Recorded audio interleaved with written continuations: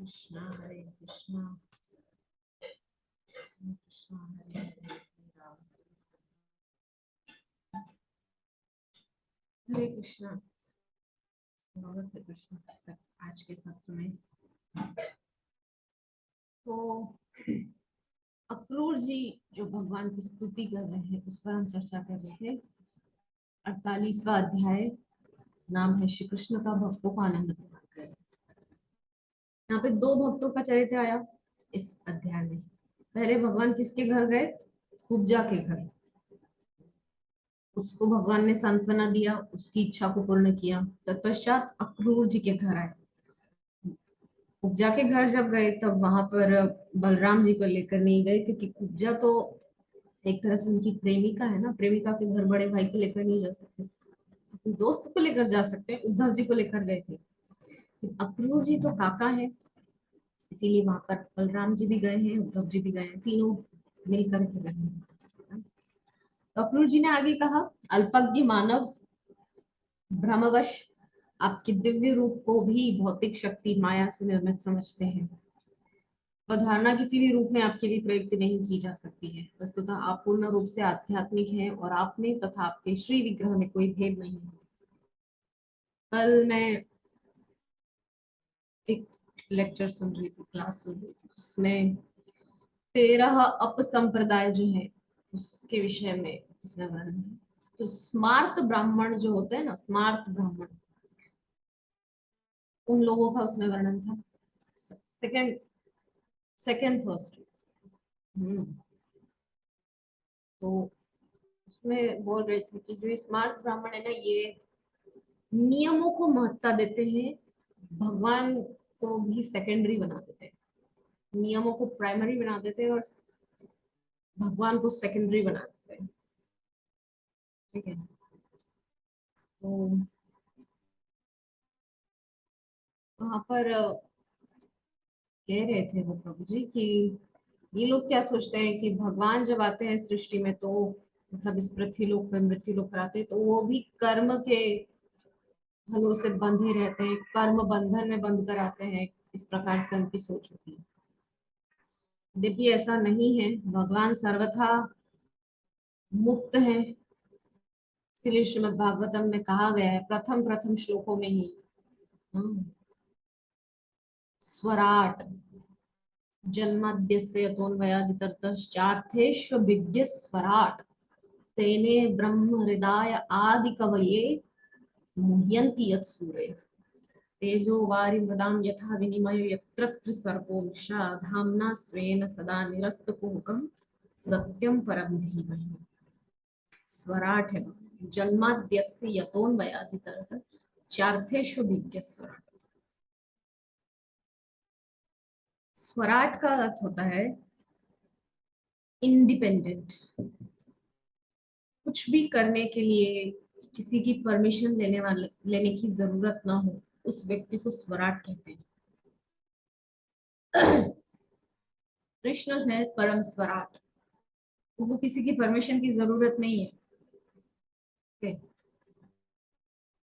इंद्र पूजा बंद करवानी थी, गिरिराज पूजा स्टार्ट करवानी थी, उनको इन किसी की परमिशन नहीं चाहिए थी कि मेरे को ये करूं या नहीं करूं। हाँ, उनको जो करना था उन्होंने किया। कंस को मारना था, मारा, उन्होंने किसी की परमिशन नहीं ली। कंस तो राजा था ना मथुरा में उस समय,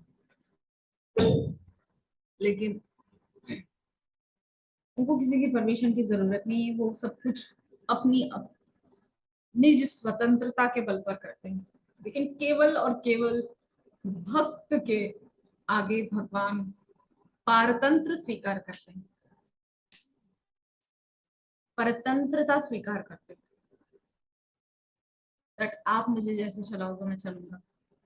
जैसे आज हमारे श्री कमलापति प्रभु हिंदी श्रीमद् भागवतम क्लास दे रहे थे, तो आज श्री रघुनंदन ठाकुर का भी डिसअपियरेंस डे है, तिरोभाव तिथि है। तो उसके उपलक्ष्य में वो थोड़ा रघुनंदन ठाकुर का जो पास्टेम्स है, जो लीला है, जो भगवान के साथ उनका सुंदर प्रेम का संबंध है, उसको थोड़ा वो नरेट कर रहे थे, थोड़ा बता रहे थे। तो वहां पर बहुत सुंदर उन्होंने बताया लीला कि किस प्रकार से गोपीनाथ जो है वो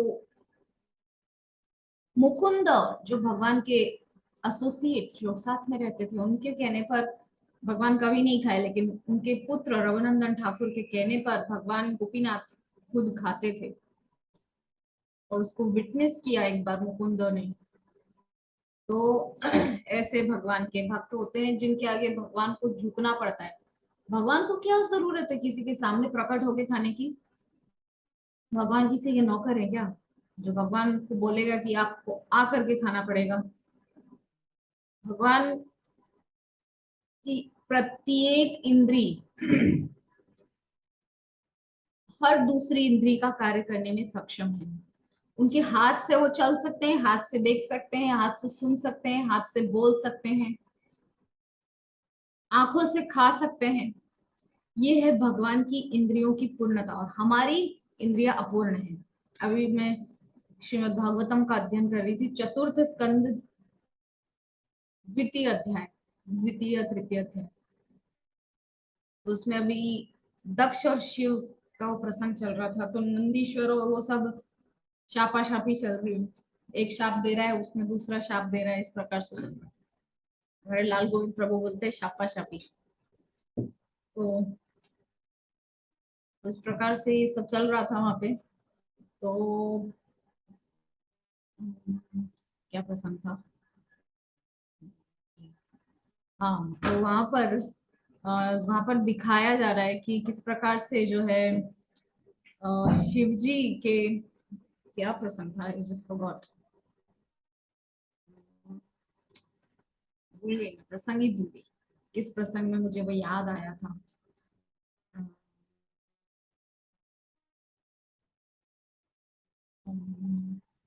नहीं याद आ रहा है, फिर कभी याद आएगा तो उस विषय पर चर्चा करेंगे। तो भगवान जो है वो स्वराट है।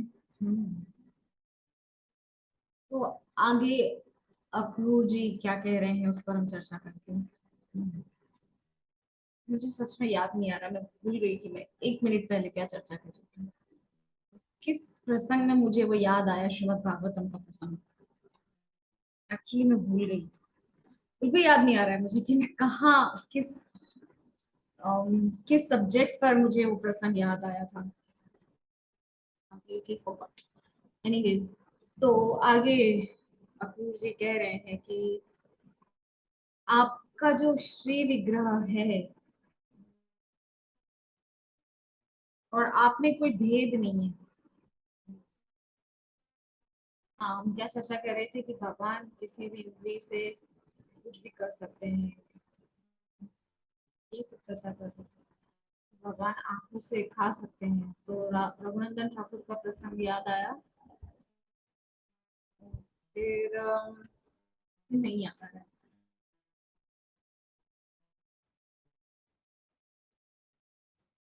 हाँ, याद आ गया मुझे फाइनली। तो ये चार चीजें जो है, हम हम सब, ये जो हम भौतिक शरीर जो धारण किए हुए हैं पंचभूत का, क्षितिज, जल, पावक, अग्नि और वायु। तब पृथ्वी, जल, अग्नि, आकाश और वायु, पांच तत्वों का जो ये शरीर है, ये चार चीजें करने का आदी है, मतलब करेगा ही। कौन सी चार चीजें? वो है मिस्टेक, गलतियां होंगी ही, चाहे हम कितने भी अच्छे लेवल पर पहुंच जाए, गलतियां होंगी ही। दूसरा, हम है चीटर, हमारी धोखा देने की प्रवृत्ति है। ठीक है, ये बिल्कुल सही है। तीसरा, वहां पर लिखा था कि हमारी इंद्रियां अपूर्ण हैं। देखिए, इस मुद्दे पर मुझे याद आया था वो भागवतम का प्रसंग। इंद्रियां हमारी अपूर्ण है, क्यों? क्योंकि भगवान की इंद्रियां पूर्ण है, वो आंखों से भी खा सकते हैं, लेकिन हम नहीं कर सकते। हम आंखों से देख सकते हैं, वो भी बहुत लिमिटेड, एक विजन जहां तक हम जा सकता है, हमारा विजन वहीं तक हम देख पाते, उससे आगे नहीं देख पाते। लेकिन भगवान सब कुछ एट अ टाइम देख सकते हैं, एक ही समय पर भगवान पूरी अनंत कोटि ब्रह्मांडों को देख सकते हैं। और चौथी चीज क्या, पहला था कि हम गलतियां करने के आदी हैं, हम धोखेबाजी करने में हम लोग करने के आदी हैं, हम लोग की इंद्रियां अपूर्ण है। और एक और पॉइंट था वहां पर, याद नहीं आ रहा मुझे, तो इसलिए मुझे वो याद आया था प्रसन्न। तो इसी कारण आपके बद्ध अथवा मुक्त होने का कोई प्रश्न ही नहीं होता। भगवान सर्वथा मुक्त हैं, बद्ध तो हो ही नहीं सकते। बद्ध होंगे तो क्या भगवान 125 वर्ष तक रहेंगे सृष्टि में? नहीं, भगवान स्वराट है, मुक्त है, अपनी इच्छा के अनुसार चलते हैं। क्या बोलते हैं, निज इच्छा निर्मित तनु, माया गुण गोपाल, ऐसे कुछ कुछ बोलते हैं। अपनी इच्छा से भगवान तनु बनाते हैं, यानी कि अपना रूप धारण करके आते हैं। तो जीवन की किसी भी स्थिति में आप सर्वदा मुक्त हैं, जैसा कि भगवत गीता में कहा गया। केवल मूढ़ तथा दुर्जन ही आपको एक सामान्य मनुष्य मानते हैं। आपको अपने जैसा एक भौतिक प्रकृति से बद्ध प्राणी मानना हमारे अपूर्ण ज्ञान के कारण होने वाली एक त्रुटि है। जब लोग वेदों के मूल ज्ञान से विचलित हो जाते हैं, तब वे साधारण जीवों को आप भगवान से एकात्म करने का प्रयास करते हैं। मतलब जो लोग नहीं समझते हैं भगवान के मर्म को, वो लोग कुछ तो भी बेतुके तथ्य प्रस्तुत करते हैं।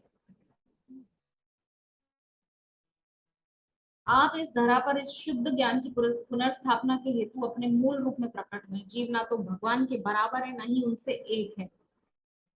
हम कभी भगवान के बराबर नहीं हो सकते। बहुत सुंदर एक उदाहरण यहाँ पर मुझे याद आ रहा है। मान लीजिए अग्नि है, और अग्नि में से चिंगारियां निकल रही हैं, ठीक है।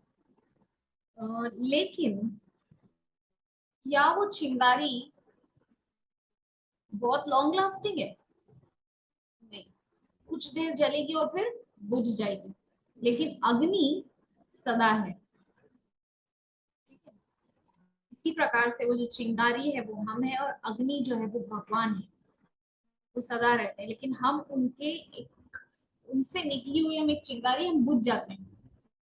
आगे आया था ना वर्णन, देखिए, मूल अग्नि श्री कृष्ण के चित कण के रूप में उनकी प्रवृत्ति बुझ जाने की होती है। मूल अग्नि कौन है? श्री कृष्ण। और उनके चित कण के रूप में हमारी प्रवृत्ति क्या है? बुझ जाने की। मतलब हम एक चिंगारी हैं, मूल अग्नि श्री कृष्ण में से निकली हुई, तो हम चिंगारी जो है बुझ जाते हैं, ठीक है। प्रिय भगवान, आप सदैव शुद्ध सत्व में अवस्थित रहते हैं। वास्तविक वैदिक ज्ञान की स्थापना के हेतु आपका अवतार आवश्यक है। नास्तिक दर्शन ये प्रतिपादित करने का प्रयास करता है कि ईश्वर और जीव एक ही है, जबकि वैदिक ज्ञान इसके विरुद्ध है। प्रिय भगवान श्री कृष्ण, इस बार आप वसुदेव के घर उनके पुत्र के रूप में प्रकट हुए हैं। तो भगवान को कह रहे हैं प्रभु जी कि आप सदैव शुद्ध सत्व में अवस्थित रहते हैं। अम, वास्तविक वैदिक ज्ञान की स्थापना के तो आपका अवतार आवश्यक है। तो भगवान जो है वो धर्म स्थापन और अधर्म का विस्थापन करने के लिए, धर्म को खदेड़ने के लिए आते हैं। नास्तिक दर्शन यह प्रतिपादित करने का प्रयास करता है कि ईश्वर और जीव एक ही है। नास्तिक लोग जो होते हैं वो यही बताने की चेष्टा करते हैं कि ईश्वर और जीव एक ही है, लेकिन ऐसा नहीं है। जबकि वैदिक ज्ञान इसके विरुद्ध है। प्रिय भगवान श्री कृष्ण, इस बार आप वसुदेव के घर उनके पुत्र के रूप में प्रकट हुए हैं। आपके साथ आपके पूर्ण अंश श्री बलराम भी प्रकट हुए हैं। समस्त नास्तिक राज परिवारों का उनकी विशाल सैन्य शक्ति के साथ वध करना आपका प्रयोजन है। पृथ्वी के भार को कम करने के लिए आप स्वयं अवतरित हुए हैं। इस ध्येय की पूर्ति के हेतु यदुवंश के एक परिवार के सदस्य के रूप में प्रकट होकर आपने यदुवंश को यशस्वी बनाया। भगवान अपने पूर्ण अंश बलराम, इंग्लिश में बोलते हैं इमीडिएट एक्सपेंशन, मतलब कृष्ण के बाद तुरंत अगर उनका कोई अंश है तो वो है बलराम। कृष्ण परम पूर्ण है, कृष्ण के बाद कोई तुरंत उनका अंश है उनसे निकला हुआ, तो वो है बलराम जी। इसीलिए उनको पूर्ण अंश कहा जाता है। कृष्ण का पूर्ण अंश है बलराम जी। ठीक है, समझ। तो इस प्रकार से जो अधर्म फैलाने वाले राज परिवार है, उनका नाश करने के लिए भगवान आए हैं यदुवंश में। यदुवंश की मर्यादा को और बढ़ाने के लिए, यदुवंश के मान को बढ़ाने के लिए। प्रिय भगवान, आपकी उपस्थिति से आज मेरा घर पावन हो गया। मैं जगत का सर्वाधिक भाग्यशाली व्यक्ति बन गया हूँ। समस्त देवों, पितरों, जीवों, राजाओं तथा सम्राटों के पूज्य श्री भगवान, जो कि सबके परमात्मा है, मेरे घर पधारे हैं। अक्रूर जी बहुत ज्यादा खुश हो रहे हैं क्योंकि भगवान स्वयं उनके घर पधारे हैं एज अ गेस्ट। उनके चरण कमलों का जल, गंगा जल, तीनों लोगों को पावन कर रहा है, और अब वे दया करके मेरे घर पधारे हैं। वस्तुतः तीनों लोगों के ज्ञानी जनों में ऐसा कौन है जो आपके पद कमलों की शरण में आकर आपके प्रति समर्पण नहीं करेगा? यह जानते हुए कि अपने भक्तों के प्रति आपके समान स्नेहमय और कोई नहीं हो सकता है, कौन ऐसा मूर्ख है जो आपका भक्त बनना अस्वीकार करेगा? तो यहाँ भगवान को ग्लोरीफाई कर रहे हैं उद्धव अक्रूर जी। भगवान बहुत स्नेहमय है, दयालु है। कौन है ऐसा मूर्ख जो उनकी चरण शरण में नहीं जाना चाहेगा? समस्त वैदिक साहित्य में यह घोषणा की गई है कि आप सभी जीवों के सर्वाधिक प्रिय मित्र हैं। भगवत गीता में भी इस बात की पुष्टि की गई है। सुहृदम सर्वभूतानाम, आप अपने भक्तों की इच्छाओं को पूर्ण करने में पूर्ण रूप से समर्थ श्री भगवान हैं।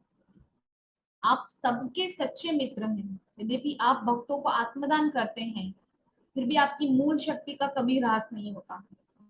भगवान से ही सबको शक्ति मिलती है, लेकिन भगवान में शक्ति माइनस नहीं होती। मान लीजिए एक ग्लास दूध का है हमारे पास भरा हुआ, उसमें से हम दूध थोड़ा सा निकालेंगे तो ग्लास खाली होगा ना, भरा थोड़ी रहेगा। लेकिन भगवान में से जितनी भी शक्ति निकलती है, हम भगवान की शक्ति का ही विस्तार है। तो इस प्रकार से हम लोग भगवान की शक्ति से ही विस्तारित हुए हैं। तो भगवान की शक्ति का विस्तार होने के कारण हम भगवान का ही अंश हैं। लेकिन ऐसा नहीं कि हमारे निकल जाने से भगवान में कुछ कमी आ गई, वो पतले से हो गए एकदम सूखे से। नहीं, भगवान जैसे थे वैसे ही हैं, वैसे ही रहेंगे।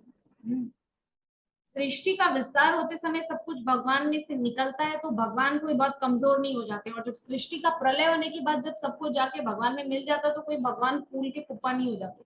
वो जैसे थे हैं, रहेंगे सेम। नव यौवनम च, भगवान को कहा जाता है दिने दिने नवम नवम नमामि कृष्ण संभवम। ठीक है, ऐसे श्री कृष्ण है। आगे अक्रूर जी कह रहे हैं कि यद्यपि आप भक्तों को आत्मदान करते हैं, फिर भी आपकी मूल शक्ति का कभी ह्रास नहीं होता। आपकी शक्ति की ना तो कभी क्षति होती, ना कभी उसमें वृद्धि होती है। सदैव एक जैसे रहते हैं कृष्ण। प्रिय भगवान, महान योगियों और देवों के लिए भी आपकी लीलाओं को ठीक ठीक समझना कठिन है। वे भी आप तक पहुंचने में असमर्थ हैं, फिर भी अपनी अहेतु की दया के कारण आप मेरे घर आने को सहमत हुए हैं। अक्रूर जी कह रहे हैं कि जो बहुत बड़े बड़े योगी तपस्वी है ना, वो भी आपकी लीलाओं को समझ नहीं पाते हैं। क्या चल रहा है? ब्रह्मा जी मोहित हो गए थे ना, बिविल्डर हो गए थे, समझ ही नहीं पाए क्या चल रहा है ये सब कुछ, और जाकर के डिस्टरबेंस पैदा कर दिया भगवान की लीला में। जाकर के उनको लगा कि ये तो साधारण बच्चों की तरह झूठा खा रहा है अपने साथियों का। ठंड के दिनों में ब्रजवासी 4-4 दिन तक नहाते नहीं है, और ऐसे ब्रजवासियों का जूठा खा रहा है, मुख में से निकाल के छाछ को पी जा रहा है, और हाथ में से ले लेकर उनका छीन करके खा रहा है, और क्या हंसी ठट्टा चल रहा है। तो ब्रह्मा जी ने सोचा कि ये भगवान नहीं हो सकता। भगवान ऐसे थोड़ी, वैदिक जो नियम है उसके अनुसार चलते हैं, वैदिक सिद्धांतों के अनुसार चलते हैं। भगवान ऐसे थोड़ी लोकल आदमी की तरह बिहेव करेंगे जो कुछ भी खा ले रहा है, किसी के हाथ में से छू झूठा लेकर के खा ले रहा है, और ऐसे थोड़ी। लेकिन वहां पर देखने में ब्रह्मा जी को ऐसे ही लगा कि भगवान नहीं, कोई साधारण मनुष्य है। तो चेक करने के लिए सोचिए, ब्रह्मा जी के पिताजी हैं विष्णु जी। विष्णु और विष्णु भी कृष्ण से आ रहे हैं। वो कृष्ण परमेश्वर परम पुरुष वहां पर उपस्थित है, और उनकी परीक्षा लेने का ख्याल ब्रह्मा जी के मन में आ गया। मोहित हो गए ना इसी वजह से। यहाँ पर इसीलिए कह रहे हैं अक्रूर जी की आपकी जो ये लीला है ना, इनको कोई नहीं समझ सकता ठीक ठीक क्या चल रहा है क्या नहीं चल रहा है। ऊपर से देखने में लगेगा अरे बाप रे झूठा खा रहे हैं, लेकिन नहीं, वहां पर वो दिखाना चाह रहे हैं कि मैं एक्चुअली मैं भक्त वत्सल हूँ। मैं अपने भक्तों के क्लोज जाने के लिए कुछ भी कर सकता हूँ, मैं रूल्स एंड रेगुलेशन सब तोड़ सकता हूँ, मुझे मेरे भक्तों के क्लोज रहना है। साथ ही साथ धर्म की भी स्थापना करनी, दोनों चीजों को बैलेंस करके चलते हैं भगवान। ऐसा नहीं कि अ, अब आ गए हैं तो चलो अब भक्तों के साथ ही टाइम स्पेंड कर रहे हैं, इधर धर्म की स्थापना कुछ हो नहीं रही है और अब सब बेड़ा गर्क हो रहा है। नहीं, दोनों चीजें। जब तक ब्रज में रहे भक्तों को भी बहुत ज्यादा अच्छे से उनको सानिध्य दिया अपना, उनको सब तरह से उनको अच्छा फील करवाया। लेकिन जब टाइम आ गया कि नहीं अब तो अधर्म को हटाना है, धर्म की स्थापना करनी, तो वहां से चल पड़े। इसीलिए भगवान को कहते हैं स्वराट, अपनी इच्छा के मालिक हैं। अगर उनकी ब्रजवासियों की इच्छा के मालिक होते तो वहां पे रुक जाते, लेकिन भगवान स्वराट है और फिर भी भक्तों की इच्छा के लिए भगवान इतने समय वहां रहे। मेरे भौतिक जीवन की यात्रा का यह सर्वाधिक मांगलिक क्षण है। आपकी अनुकंपा से ही मैं अब समझ सकता हूँ कि मेरा घर, मेरी पत्नी, मेरी संतान और मेरी सांसारिक संपत्ति जब सब भौतिक जीवन के विभिन्न बंधन हैं। कृपया इस ग्रंथि को काट कर झूठे समाज, मैत्री तथा प्रेम के इस प्रगाढ़ बंधन से मेरी रक्षा कीजिए। देखिए ऐसी बात सेम कुंती महारानी भी बोल रही है। श्रीमद् भागवतम के प्रथम स्कंद का 8वां अध्याय आई थिंक, महारानी कुंती का फर्स्ट कैंटो 8 चैप्टर। इसमें महारानी कुंती की जो पूरी क्या बोलते हैं स्तुति, पूरा स्तुति वहां पर है। और वो भी इसी प्रकार से बोल रही है कि स्नेह पाश मिमाम छिंदी, मेरी जो भी स्नेह की डोरियां है ना मेरे बच्चों से, पांडवों से और वृष्णि वंशियों से, यदुवंशियों से, जो भी मेरी प्रेम का जो बंधन है आप उसको काट दीजिए। हाँ, वही चीज यहाँ पर भी अक्रूर जी कह रहे हैं कि ये जो भौतिक जीवन के विभिन्न बंधन है इनको काट कर आपसे जो मेरा संबंध है उसको प्रगाढ़ करने का अवसर दीजिए। तो भगवान श्री कृष्ण अक्रूर जी की स्तुति से अत्यंत प्रसन्न हुए। उनकी मुस्कान अक्रूर जी को और अधिक मुग्ध कर रही थी। भगवान ने उनके विनम्र भक्तिमय कथन का इस प्रकार उत्तर दिया, प्रिय अक्रूर जी, आपकी विनम्रता के बावजूद मैं आपको अपने से श्रेष्ठ मानता हूँ। आप मेरे पिता, गुरु और सर्वाधिक हितैषी मित्र के स्तर के हैं। अतएव आप मेरे पूज्य हैं, आप मेरे चाचा हैं, अतः आप सदैव मेरा रक्षण करेंगे। मैं चाहता हूँ कि आप मेरा पालन करें कि मैं भी आपकी संतानों में से एक हूँ। देखिए भगवान यहाँ पर अपने आप को संतान के रूप में बता रहे हैं, सबके पिताजी है वो, सबके पिताजी होकर के भी वहां पर भगवान अक्रूर जी के सामने अपने आप को तृणादपि सुनीचेन तरोरिव सहिष्णुनाम, अपने आप को इतना लोअर बता रहे हैं, इतना ज्यादा नीचा बता रहे हैं कि मैं आपकी संतानों में से एक हूं, आप मेरा रक्षण कीजिए। जी भगवान को अच्छा लगता है अपने भक्तों के संरक्षण में रहना। यद्यपि उल्टा है, देखने में हमको लगेगा कि देखो भक्त भगवान को संरक्षण दे रहे हैं, भगवान भक्तों को संरक्षण दे रहा होता है। जैसे वसुदेव जी, वसुदेव जी अपने पुत्र के प्रति चिंतित है, उसको संरक्षण देने के लिए नंद यशोदा के घर छोड़ने जा रहे हैं। तो देखने में ऐसा लग रहा है कि भक्त भगवान को संरक्षण दे रहे हैं, लेकिन ऐसा नहीं है, भगवान ही दे रहे हैं संरक्षण। हाँ, इनडायरेक्टली वसुदेव और देवकी को संरक्षण मिल रहा है, क्योंकि अभी नहीं रहेगा ना कृष्ण, तो फिर कंस मतलब वो जो योग माया है उसको मारने की चेष्टा करेगा, लेकिन मार नहीं पाएगा। फिर उसको अकल आ जाएगी, अरे अरे अरे मैंने तो बहुत गलत किया मेरी बहन और बहनोई के साथ, तो फिर छोड़ देगा वगैरह। तो भगवान इनडायरेक्टली अपने भक्त को संरक्षण दे रहे हैं, और इधर ब्रजवासियों को भी संरक्षण दे रहे हैं, क्योंकि यहाँ आ जाएंगे तो रोज के नए नए उत्पात होंगे, रोज नए दैत्य असुर राक्षस आएंगे। तो भगवान उनको मार के इधर ब्रजवासियों को भी संरक्षण दे रहे हैं। देखने में लग रहा है कि ब्रजवासियों की संरक्षण में कृष्ण आ गए हैं, अब ब्रजवासी मिलकर के कृष्ण की रक्षा करेंगे, लेकिन नहीं। छठे ही दिन से पूतना को मारने की शुरुआत करके भगवान ने साबित कर दिया कि भगवान ब्रजवासियों को संरक्षण दे रहे हैं।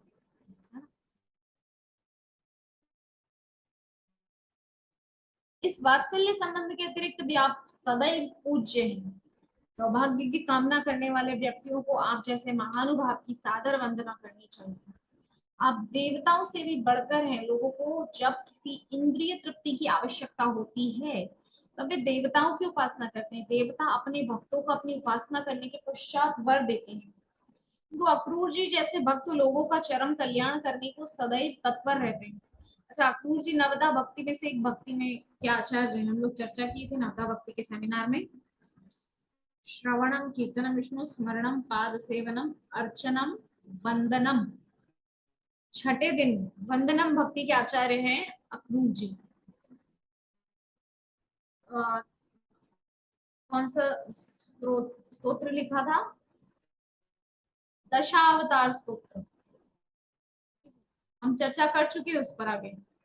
जब अक्रूर जी लेकर के आ रहे हैं वृंदावन से मथुरा दोनों भाइयों को, तब वहां पर अक्रूर जी ने दशावतार स्तोत्र गा करके भगवान की स्तुति की है। ठीक है। उसी प्रकार कलयुग में भी दशावतार स्तोत्र का निर्माण किया था श्री जयदेव गोस्वामी ने। तो अक्रूर जी छठी भक्ति के आचार्य हैं, वंदन भक्ति के आचार्य हैं। यद्यपि आगे हमको देखने को मिलेगा कि अक्रूर जी ने मणि चुरा ली। वो जो मणि है सत्यभामा के पिताजी के पास जो थी, सत्राजित के पास, स्यमंतक मणि, उसको चुरा लिया था अक्रूर जी ने। तो आगे ये थोड़ा सा कॉन्ट्रडिक्शन देखने को मिलेगा, विरोधाभास की ये क्या हो रहा है, इतने महान भक्त और भगवान को मुसीबत में डाल दिया।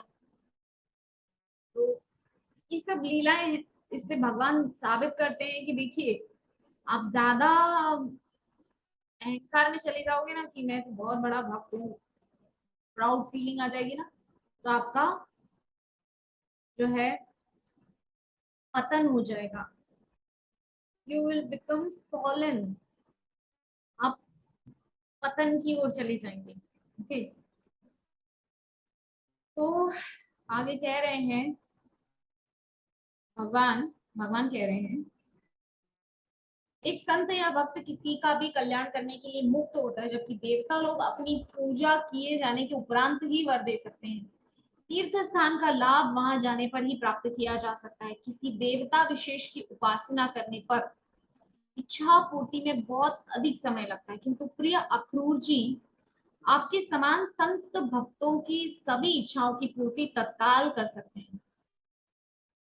प्रिय अक्रूर जी, आप सदैव हमारे मित्र तथा शुभचिंतक हैं। आप सदैव हमारे कल्याण के लिए कार्य करने को तत्पर रहते हैं। अतः आप कृपा करके हस्तिनापुर जाइए और देखिए कि पांडवों के लिए क्या व्यवस्था की गई। तो यहाँ पर अक्रूर जी को थोड़ा प्रेज किया भगवान ने कि आप एक महान भक्त हैं, आप ऐसा वैसा।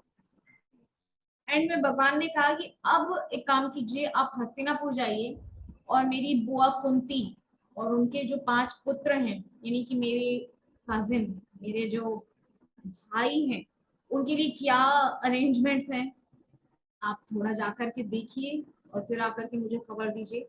तो श्री कृष्ण पांडु पुत्रों के विषय में जानने को अत्यंत उत्सुक थे, क्योंकि जब पांडव अत्यंत अल्पायु के थे तभी उनके पिता का देहावसान हो गया था। अपने भक्तों के प्रति अत्यंत दयालु होने के कारण श्री कृष्ण उनके विषय में जानने के लिए उत्सुक थे। तो पांडवों के विषय में जानने के लिए भगवान हस्तिनापुर भेज रहे हैं अक्रूर जी को।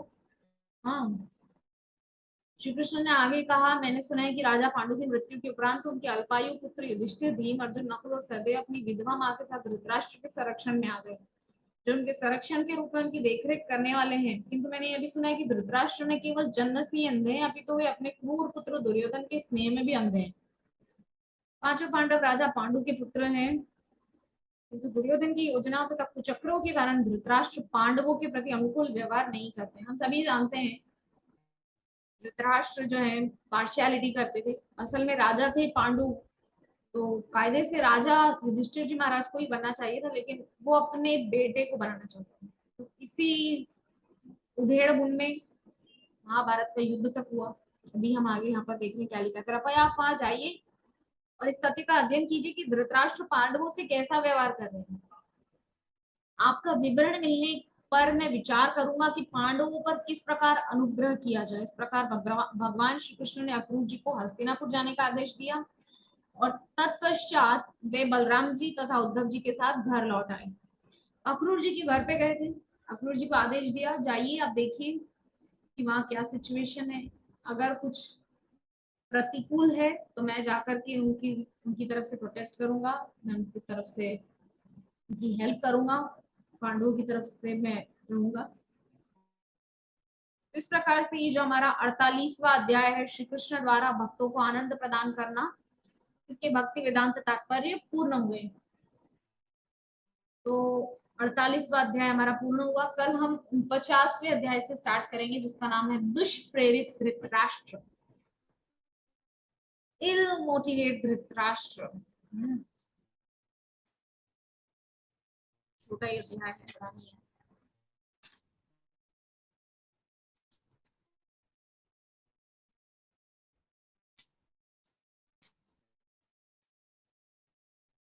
कल से हम इस अध्याय को शुरू करेंगे। तो आज के सत्र को यही विश्राम देते हैं।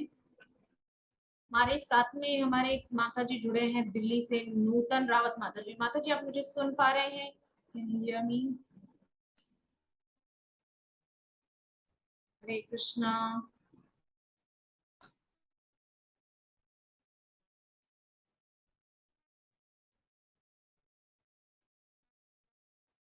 ठीक है, तो हम आज के सत्र को ये विश्राम देते हैं। वांछा कल्पतरुभ्यश्च कृपा सिन्धुभ्येव च पतितानां पावनेभ्यो वैष्णवेभ्यो नमो नमः।